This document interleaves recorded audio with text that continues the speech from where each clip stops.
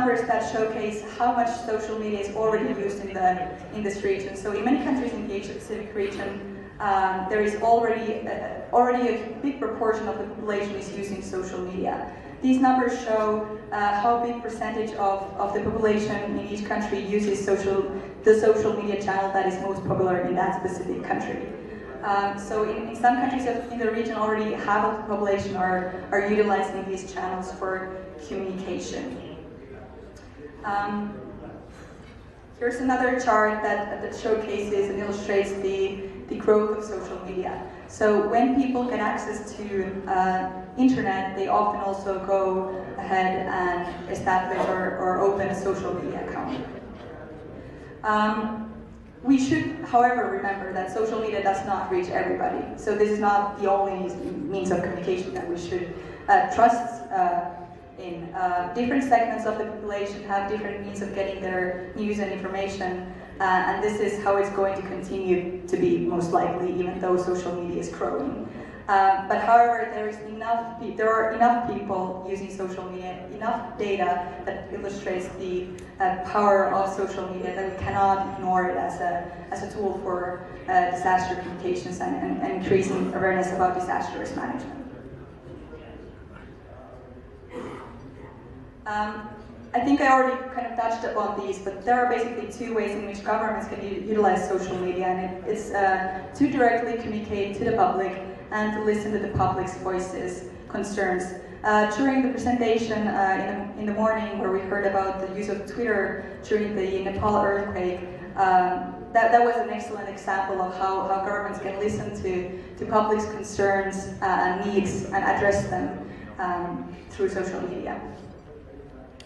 Also, misperceptions can be corrected when governments can listen to the voices through social media. Of course, social media is not without its flaws, so it can be very challenging to verify the accuracy of the information received through social media because, well, those who post it there are not accountable to anybody. If it's general public, they can post basically whatever. So this is where governments, in our view, come to the picture. Governments should be on social media just because of this, to be the reliable source of information and accurate information that is verified.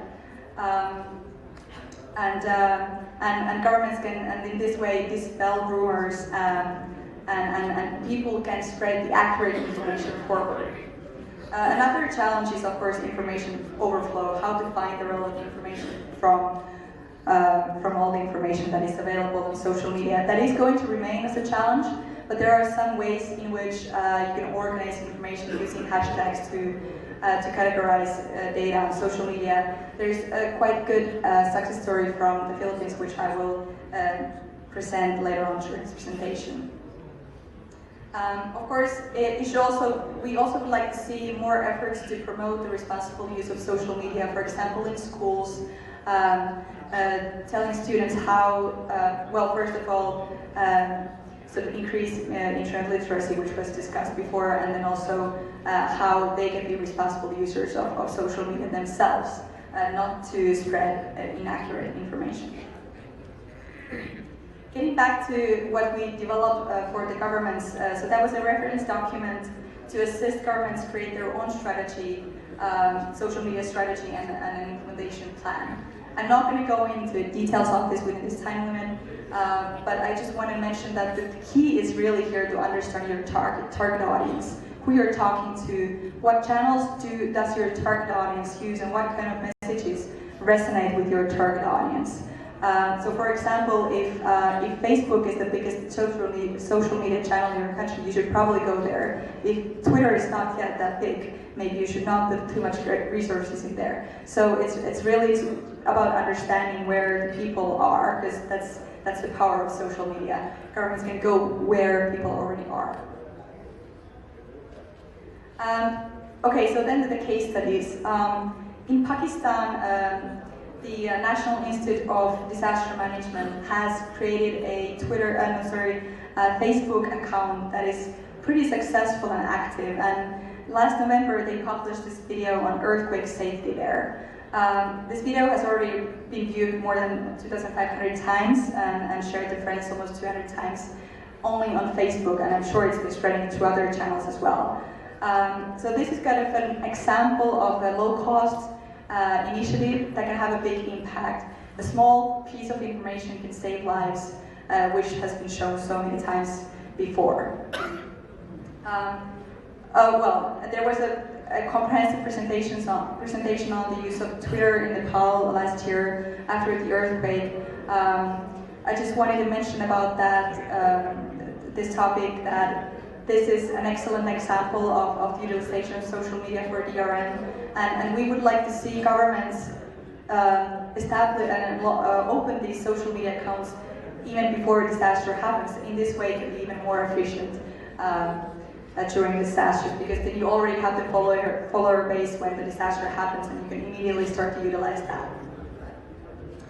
I mentioned about the Philippines, where the government has launched an initiative and also actually established a policy on social media, and it's used in different kinds of policy initiatives. And during disasters, there is a convention, because the Philippines is often every year struck by several cyclones or storms or typhoons. So there is a policy and convention on how to name these disasters on social media. So there's a hashtag that basically is the local name of the storm plus PH.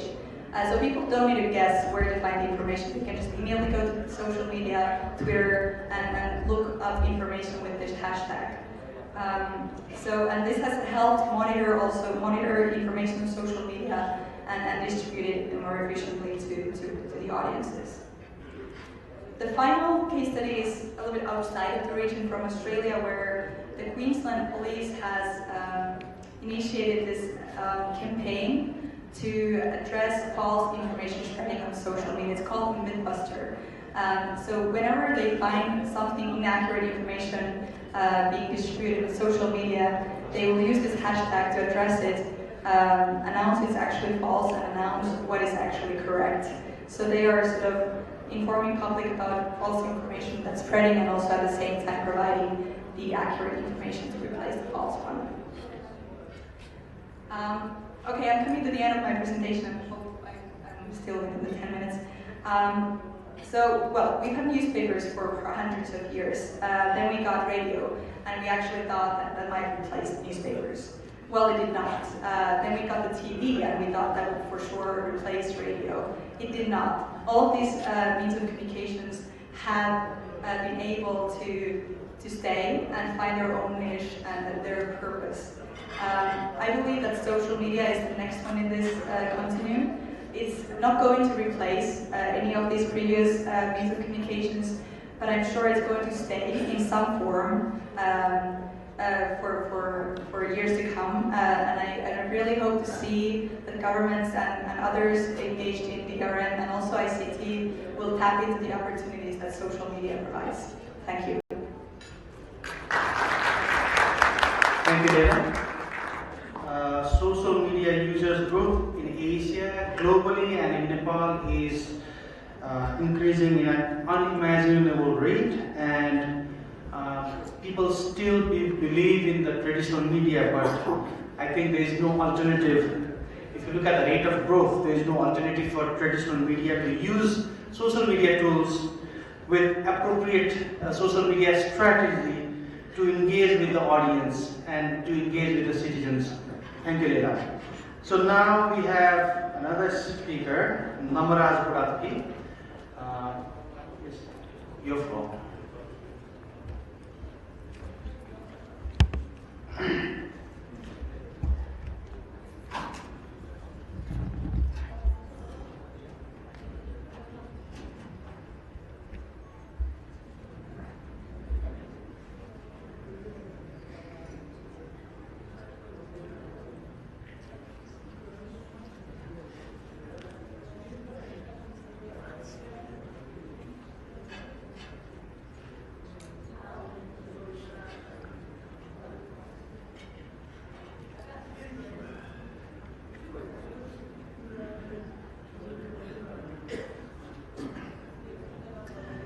Good afternoon. Thank you, Madhu, for a nice introduction.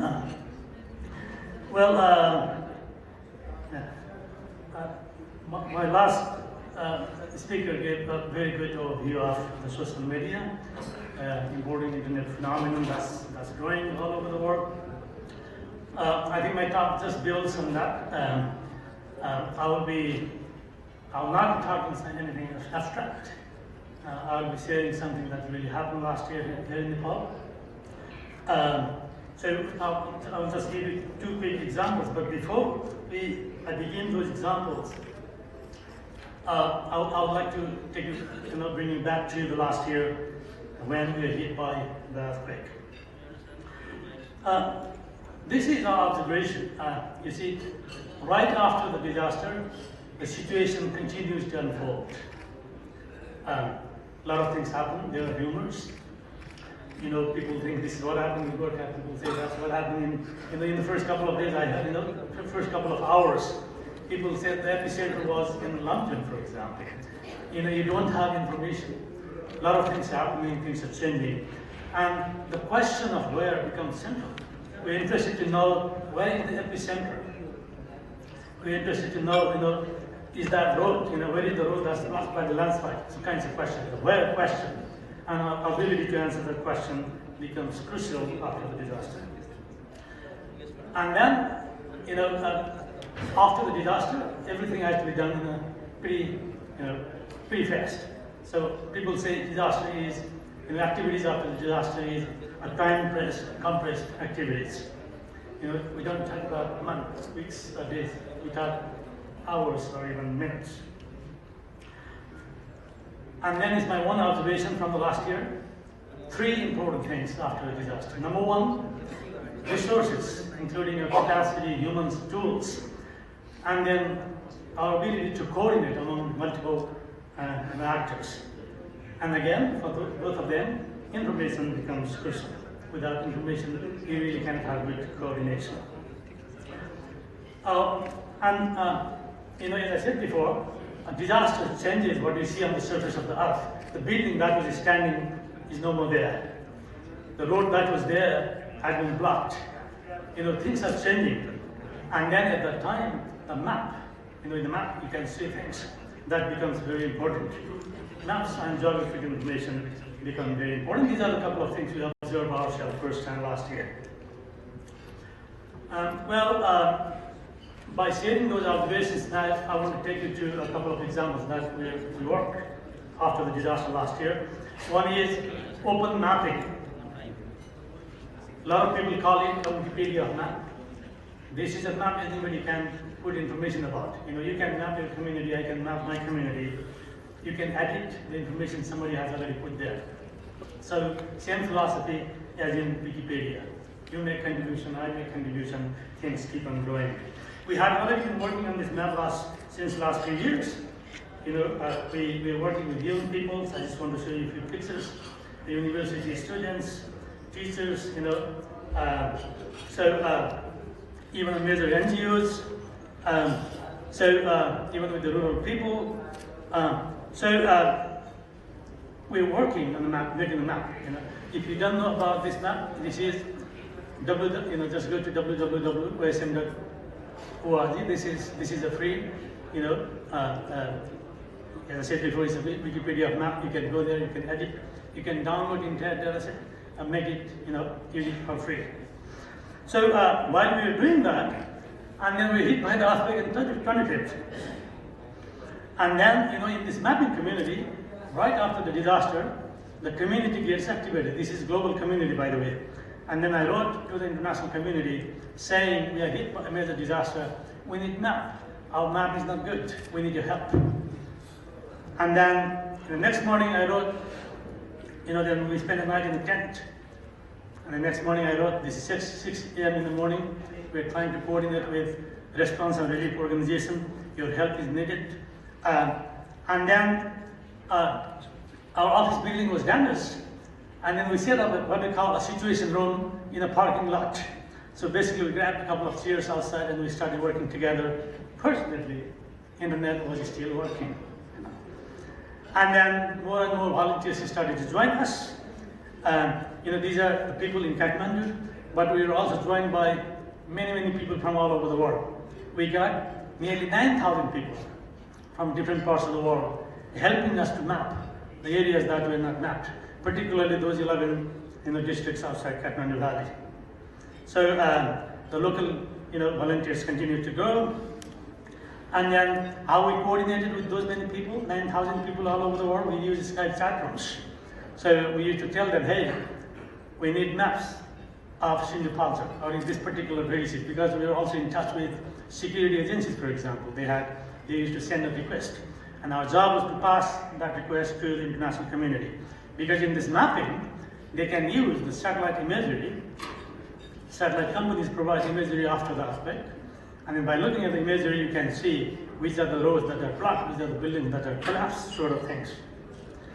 And then within the first couple of days, nearly more than 2,000 people already joined, and people started writing, hey, Kathmandu Living Landscapes and Mapping. It's already more than 2,000 people mapping Nepal.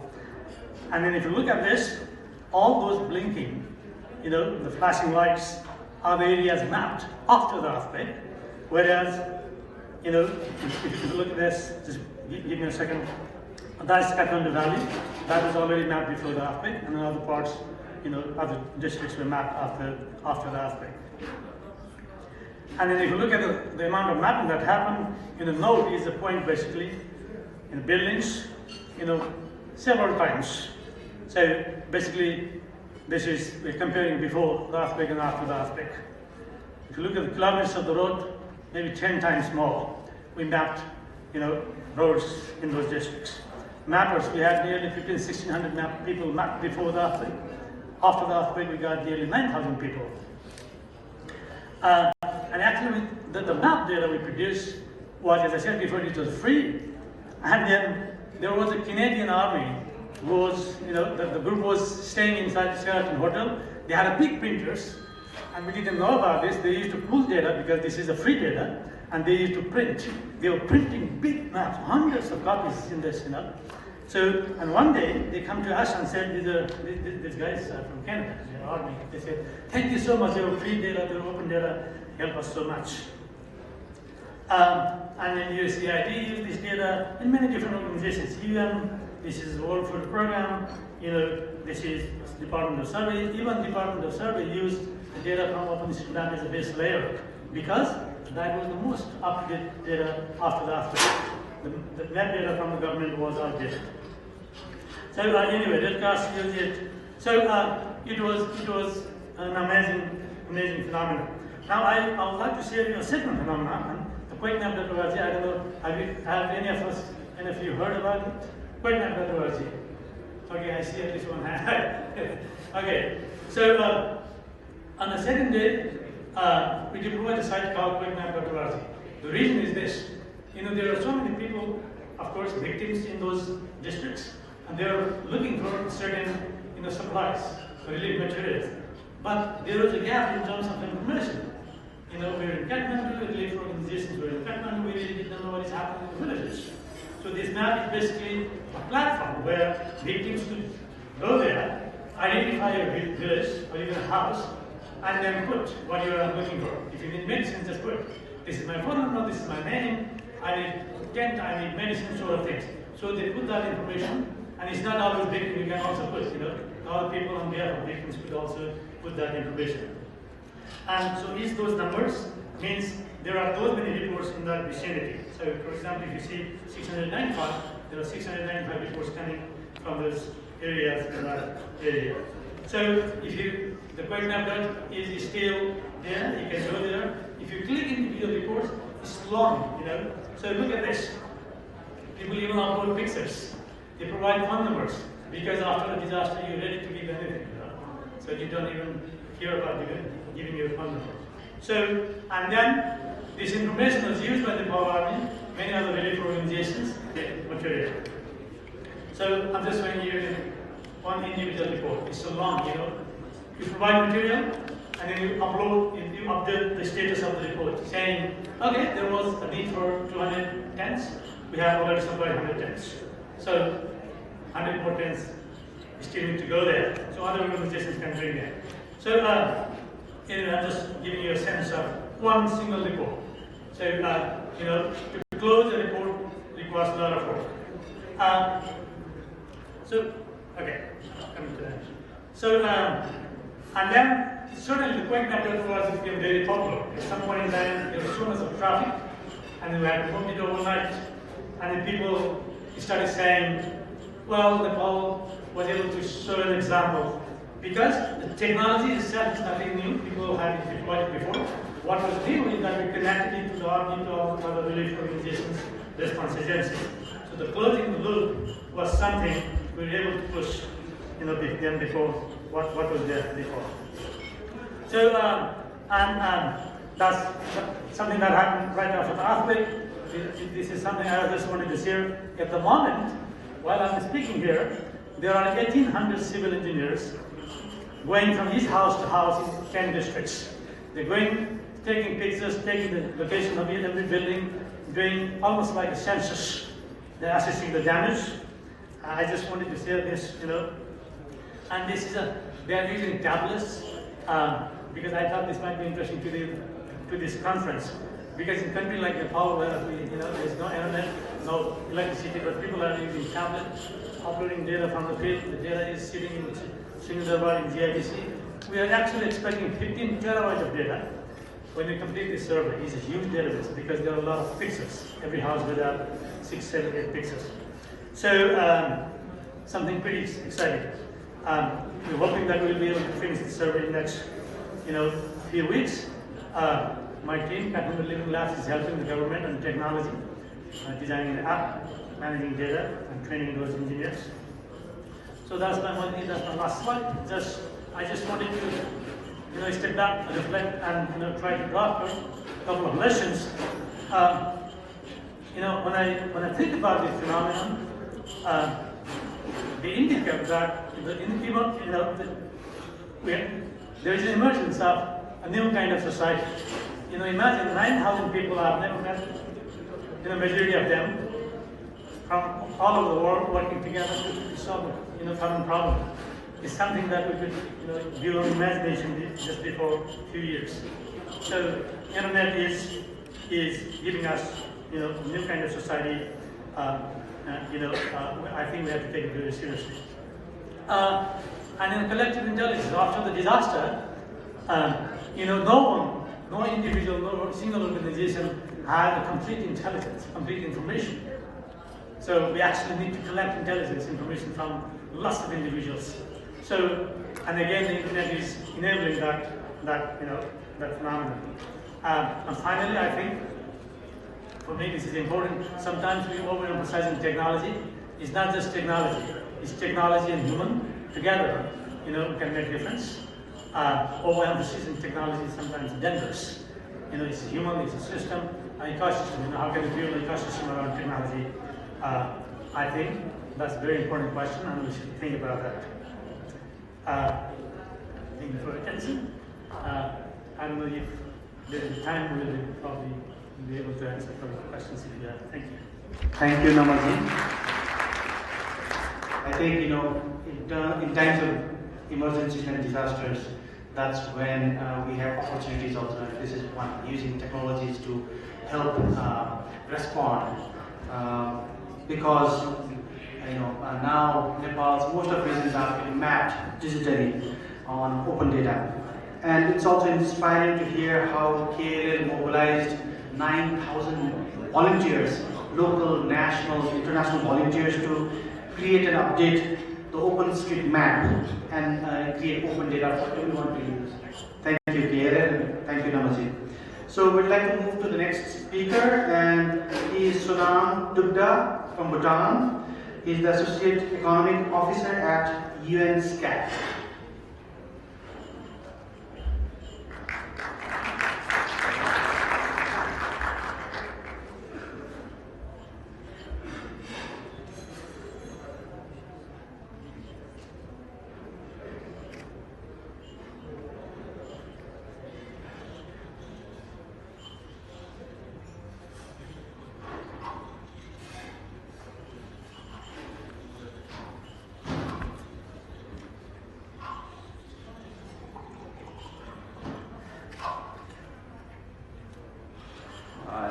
Good afternoon.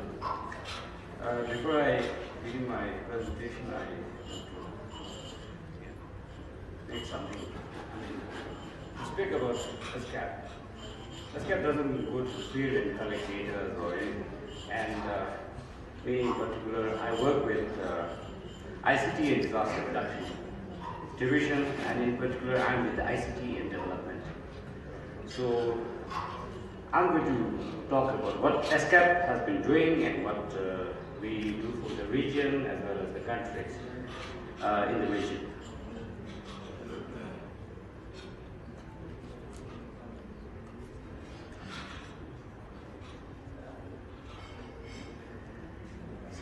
SCAP is a regional development arm of UN and provides intergovernmental platform to, to a number of areas like building resilience to disaster and disaster risk reduction and disaster risk management. And through these programs, we kind of that's to build the resilience and the capacity, to recover from natural disaster. And these are like some of the initiatives that SCAP has been doing. One is the early warning systems, and we have this through the regional cooperation mechanism for multi-hazard early warning systems. Now, digital inclusion and ICT indicators. Through this, we try to analyze the economic data to help the government to make, to allow the policymakers to make an informed decision, not only in the ICT sector, but also in health, education, and other government services.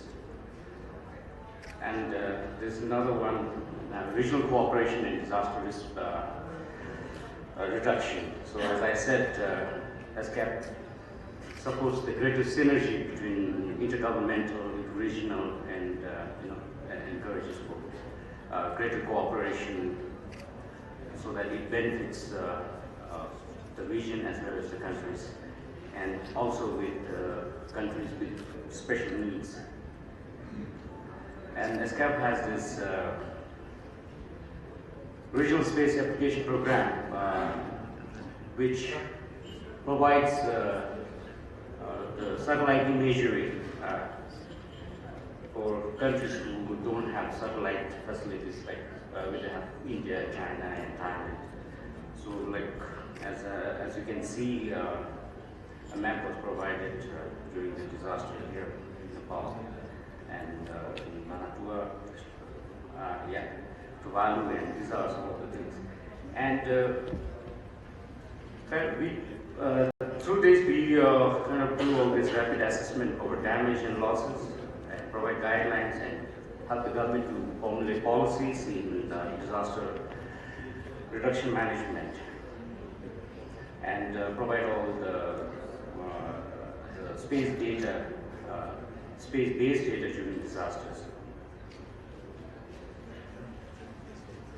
And this is one, although Nepal is not is a landlocked country, but for coastal areas, SCAP has this trust fund for tsunami disaster and climate preparedness, and through these trainings are provided, and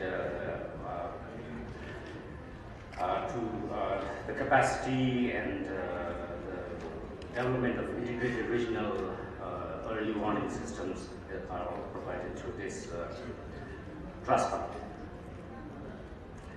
And this is one of the committees. There are about 8 such committees.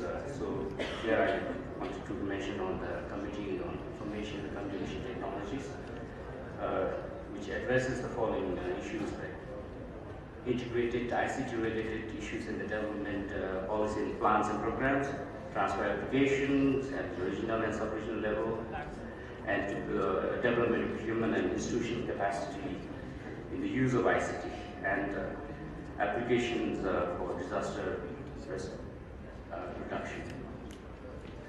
And these are some of the analysis that on the key resilience components that we in terms of ICT infrastructure.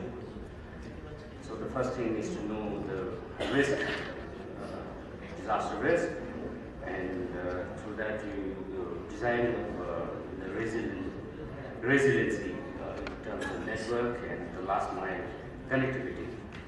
So we also look into all these new emerging solutions, use of unmanned aerial vehicles and use of mobiles, which I think was very much covered by earlier speakers. And and this is showing the disaster map, and SCAP is very much into all this. I don't want to touch on this. A snapshot of what SCAP has provided and what SCAP has done so far. The satellite image of Nepal. This was during and after the disaster. And like I said, we provide this satellite imagery both for flood control and drought. And these are some of the the portals SCAP helped to develop for countries like Mongolia, Nepal, and Bhutan, for that matter. This is one thing that we have done, drought monitoring system for Sri Lanka. And we have this gateway portal for DRR. So through this portal, you can get a lot of information on disaster risk reduction. I want to touch a little bit on this Asia Pacific Information Superhighway. I don't know how many of you have heard of this. This is just it's a initiative supported by SCAP. Basically, I cover all the SCAP member countries, starting from Turkey to Kiribati in the Pacific. And the pillars of this information superhighway connectivity initiative is, together with the transparent energy, aims to facilitate movements of people, goods, and money, information, knowledge for a sustainable socio-economic developments in the region, and thereby which aims to address the digital divide and develop an internet ecosystem and support the implementation of SDG and to stimulate the digital economy. And this Asia Pacific Information Superhighway is through the resolution, SCAP resolution 69 of 10. So I just want to highlight to exchange the best practices and experience and knowledge of related. This is the resolution that led to the initiative of this Asia Pacific Information Superhighway. So this is what we're looking at here. This map just gives you a snapshot of all the infrastructure. I mean, the ones you see, the red lines, these are the terrestrial infrastructure and the submarine cables. This is a programmatic view of the Asia Pacific Information Superhighway. So we are looking at connectivity, traffic network management, e-resilience through this initiative, so that the infrastructure that we are looking at build is a resilient structure. I mean infrastructure, ICT infrastructure, and bridging the digital divides. And Resolution 71 of 10 led to the formation of the working group. We already have a working group which held its first meeting in Korea, Icheon, and the working group mandate is to draft a master plan for Asia Pacific Information Superhighway, covering all the programmatic view that we just spoke about. And we're going to have the second working group in June in China.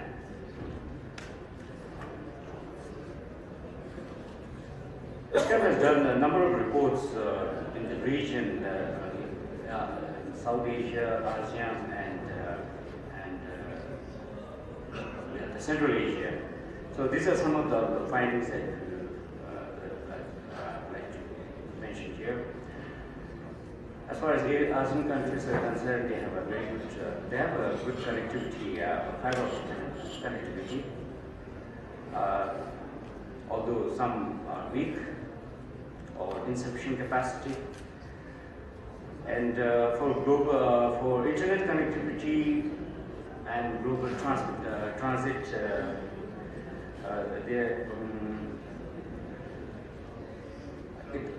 Asian countries are dependent on the global transit providers for their internet connectivity. And there are some missing links because we are trying to encourage them to interconnect between the countries through terrestrial fiber optics. So there are some missing links that is already there in the report. So domestic networks, some are good, some are not so good, but there's a big gap in penetration as far as broadband connectivity is concerned. So IP transit cost is expensive because most of them do in the regional IXP. We are encouraging the regions to have the regional IXP. So through regional IXP, the aim is to drive down the cost of internet connectivity and to increase the broadband penetration and make it more affordable. So these are some of the missing links. I don't know if you can see it.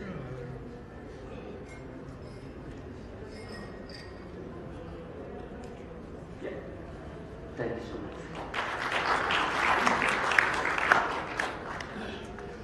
Thank you, Sanabji, for overview of how UNSCAP is supporting and thinking ahead in terms of preparedness, response, and recovery regarding the disaster. Now we have our last speaker, Vinay Mohan Sao. He is the CEO and founder of Subisu. Subisu is one of Nepal's leading internet service provider.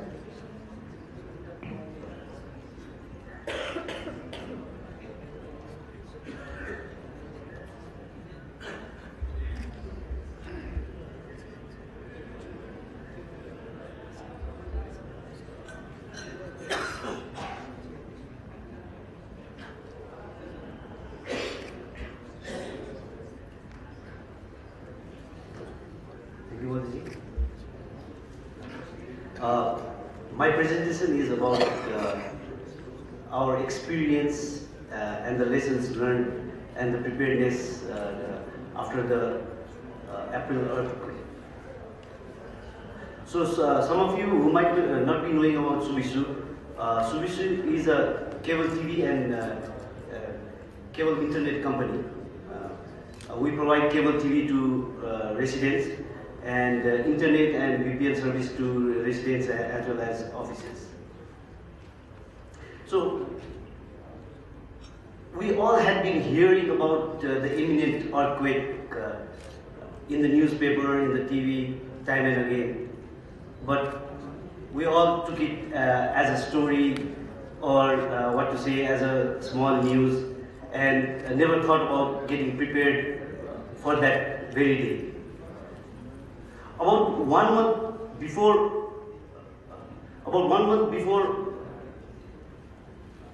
the earthquake, one of our customers asked us, what is your plan and plan for preparedness if a major earthquake happens in Nepal?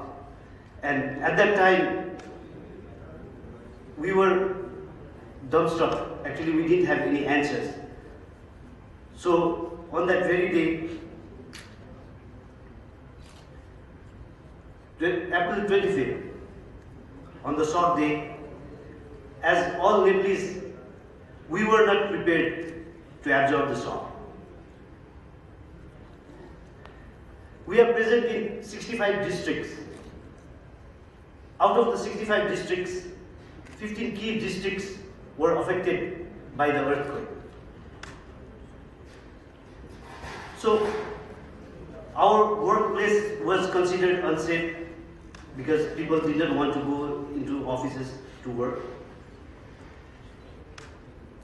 Majority of our staffs were from the affected regions, so we had a very low resource to continue our work.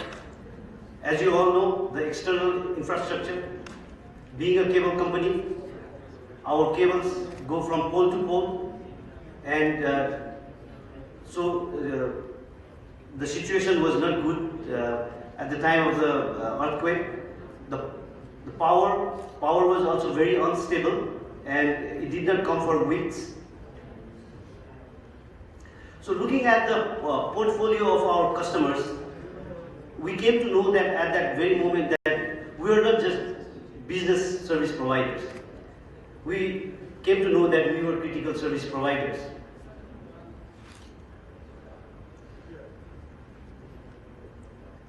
So we all know that the earthquake was at 11:56 a.m. The earthquake was at that time. So by 4 p.m. with a little resource we sat down in our office and started our course of action. What needs to be done to get our services up and running, and for our customers to get their things moving. So first, the primary action that we took was the well-being of our staff.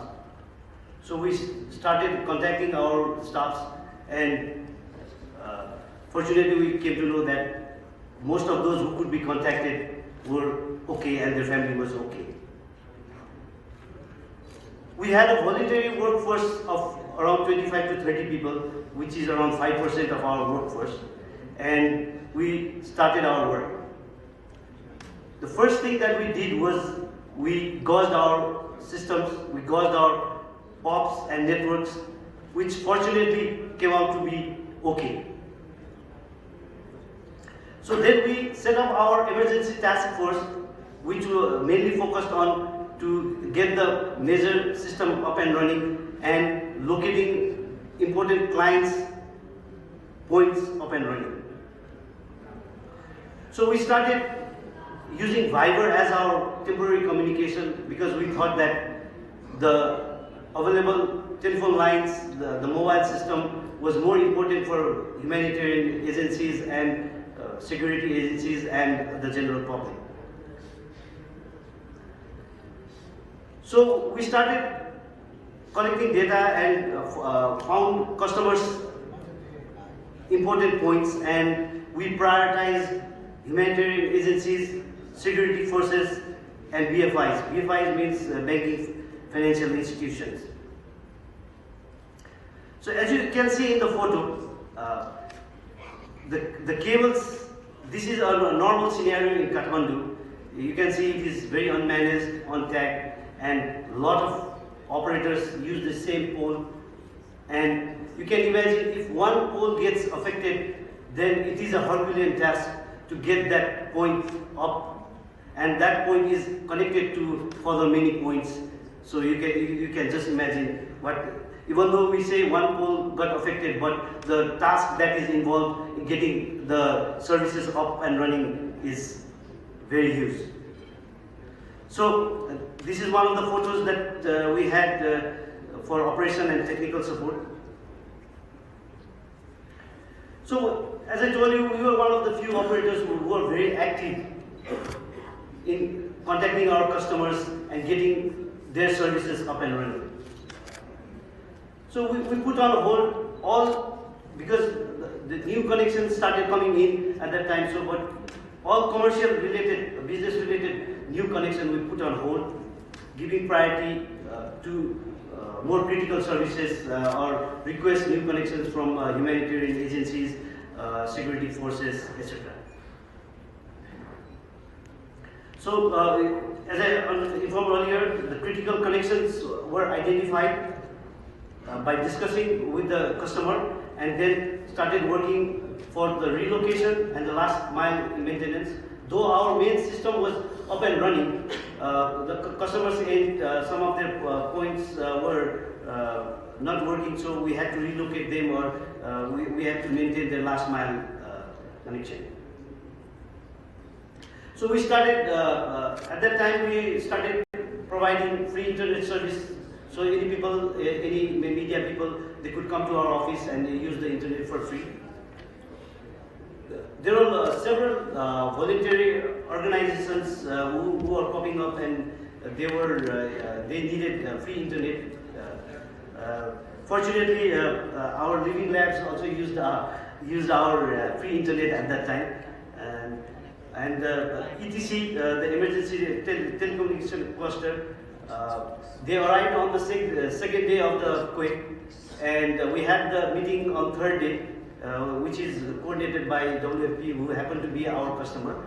And on the third day itself, we provided them the much needed internet connection, which we came to know that it was a problem for them for communication. So we started our maintenance at different affected districts, but we wanted to focus on Gorkha, which is the epicenter district where we had our service. So we wanted to boost up all our morale internally, and maybe also for our customers. We focused on to get Gorkha up and running. So this is one of the photos of one of the voluntary groups whom we provided free internet. So as we were thinking that, okay, now after the main quake, we thought that, okay, now the worst is over, and we started going inside the offices, and then the aftershock on May, the 7.4, that I think from our experience, that was even harder to take than the first one, because our mindset was not ready to take the second one. So, but we were now better prepared, because all the critical tasks had already been identified, so it was not very difficult for us. We are better equipped, the ETF was deployed, business continuity was on full swing, handle the task better than the shock. Better understanding of the implications, short-term and long-term plans. So what we did for the business initiatives, we started documenting the business continuity plan. We had the emergency task force on standby with the key personnel. So as I informed earlier, now we had the data for critical points of our customers, so it was easy for us. If anything happened that we need not contact the customer. Regular customer interaction for disaster management. So with this learning, we started enabling our partners and customers. We've started consulting. We've even developed data centers. We've already developed 3 data centers for our customers. The fourth one is under progress. So we've redesigned networks and security for our customers for a more resilient network. So on our part, though we had a resilient network, we thought that the worst is yet to come. So we have now redesigned our network, and now we have a 20 Gbps traffic enabled nationwide. So even though some of our major points go down, there will be no data plugging. At the time of the shock, the Apple shock, we had only our Kathmandu data center up and running. Though our Butol was under construction, it was not up and running. But now our Butol data center, which is the DR, it is up and running. So all our critical services are running at both the data centers. So we came to know that the power was an issue, so we've started focusing on solar backups wherever possible. We've also started focusing wireless technologies, because we were mainly focusing in optical. So in seismically active zones, we've started focusing wireless technology. So out of the 850 staffs, 143 houses were completely damaged in our office. So we took the initiative to support our staffs in any way we could in cash. The Prime Minister had called for the relief fund. So we also actively participated to give our 2 million Nepalese rupees as a donation for that. So our learning from this disaster is that we cannot escape from natural fury. But what we can do is learn, get prepared, and I think some of the experts have told maybe we have to get prepared for the worst. Thank you. Thank you, Dinesh. I think we were lucky last time because it was a Saturday holiday and it was mid-noon. Internet and telecom companies were operating. Our airport and roads were still operating, so I think we should accept that we are lucky, but we might not be next time. So only way to be safe is to be prepared. So I think I'd like to open the floor for any questions to our speakers. 5 minutes and then we're going to close this session. Any questions from the floor? Yes.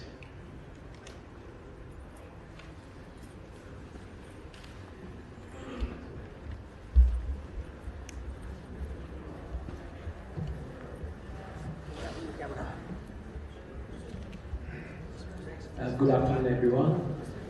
Actually, I'm going to share my experience here, and I want to focus to use ICT on education. Actually, I have a little story of Sindhu Panjo that I'm going to share here. My friend's wife and little girl, she was playing outside of the house, and when earthquake hit, the little girl went inside. And what happened?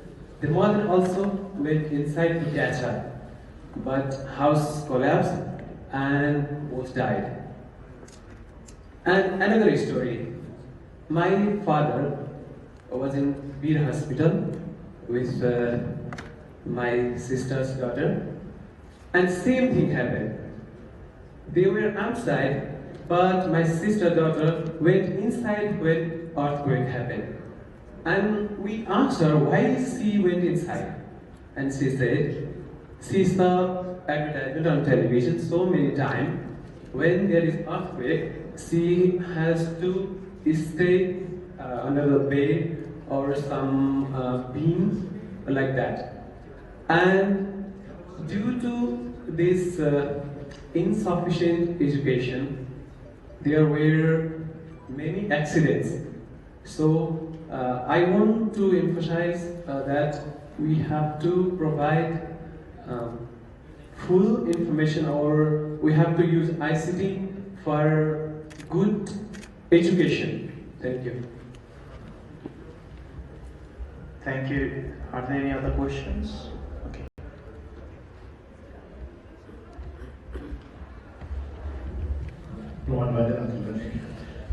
Not so much a question, but probably a comment.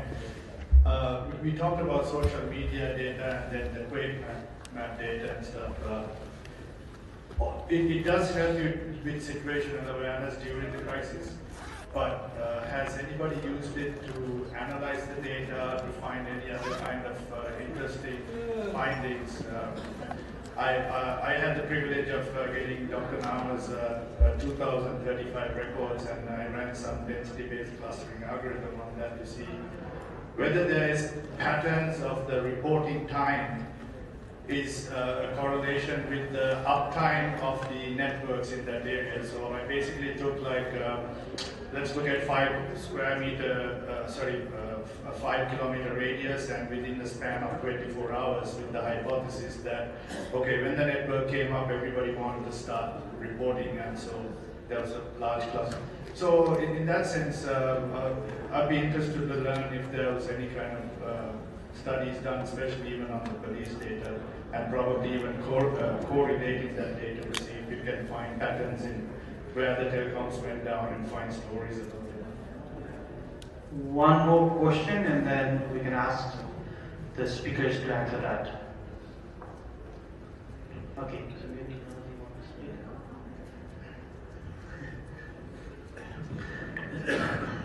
I think that's a suggestion. I know lots of people have expressed their interest in the data in Vietnam.